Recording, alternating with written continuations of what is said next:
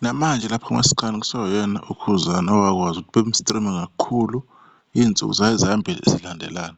Olandelayo umzukulu number 9, Khuzani unumber 7 emhlabeni nje wonke jikelele. Right, nansi-ke indaba. uKhuzani futhi Thange before yesterday ingoma yakhe ithi ngasenza ukohlanya ikwazi ukuthi ishaye u-1 million wama-views laphana-ke ku-YouTube.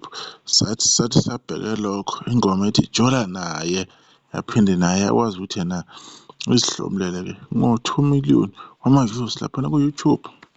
Imnandi kakhulu ingoma ekuthiwa Jola naye.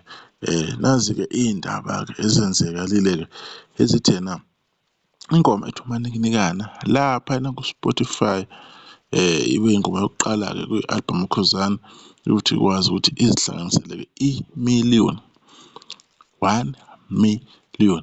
Sibonga kakhulu ukuthi kwenzeka lokho. Abalandeli beqhubeke njalo bedlale umculo kaKhuzani ikhathi zonke, bewuphushe. Ikhona futhi enye ingoma-ke esondelayo laphana mhlawumbe nayo eyogcina lishayile-ke elinye i-million engathi-ke laphana-ke ama-Blue Lions, Blue Nation angakwazi ukuthi yena-ke amphushe kakhulu laphana uKhuzani ngoba u-Spotify uye lapho-ke okufike kube nzima khona isikhathi esiningi.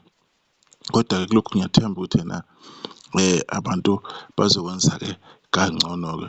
Ziningi-ke izinto ezenzakalayo-ke laphana kwi-album kaKhuzani, izinto azi-achieve-ayo, izinto alokhu ezi-eda kancane kancane. I-album le kaKhuzani eyenza kahle ngokwey'namba compare last year, and abantu kulokhu bavukile emaqandeni, aba-relax-ile bayaphusha even nangawo kwama-holiday benza sure abantu ukuthi umsebenzi wedlamulenze bayaqhubeka bayawudlala. Usually sinokuyibona lento mhlawumbe nabantu i-motivation before bebengenayo ngendlela okuyiyonayona, but siyabonga ukuthi ena basakhona abantu ukuqhubeka. Yingakho sikwazi ukuthi senze lama-video sizonichazela ngezinto achieve uKhuzani kulezi nsuku ezedlule ngoba almost every 2 to 3 days kuna something uKhuzani ayenzayo ayizuzayo ebe umlando egameni lakhe. Yingakho lokhu sibuya-ke sinenzela-ke lama-video esinenzela wona. Uma kuba khona okuvelayo ngesinye isikhathi-ke sophinde siphuthume sizonenzela-ke leyo video leyo ukuveza-ke ukuthi ena yini-ke esanda kwenzeka.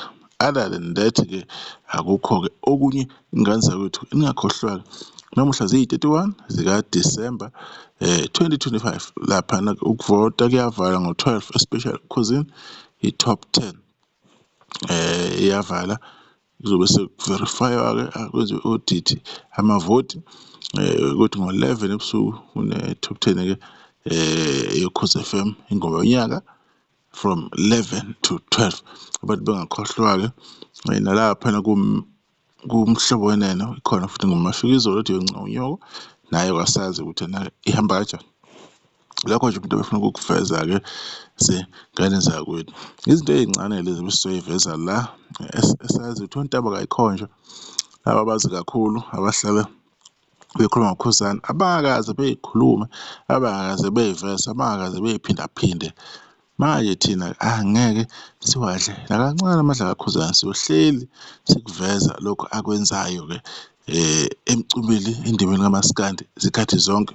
Okubalulekile nje ukuthi yena-ke sikuveze-ke lokhu asuke ekwenza njengoba sibavezela nabanye abaculi abenza izinto ezinhle-ke, naye uKhuzani angeke singavezi. Yikho-ke sikhona ingoba asifuni umlando bewu-edithe abantu bewushintshe bewuxoxe ngendlela abathanda ngayo. Sifuna nje ukuthi sikhulume iqiniso njengoba linjalo. Ama-million ayi-4 laphana-ke ku-YouTube, khane kuba yi-million okuqala-ke laphana ku-Spotify. Ama-million ku-Spotify awasondele abantu bethu ukuphusha kancane. Hhayi niwayeke ama-post akhuluma ngoma-monthly listeners, niyazi bafuna unididisa sonke isikhathi.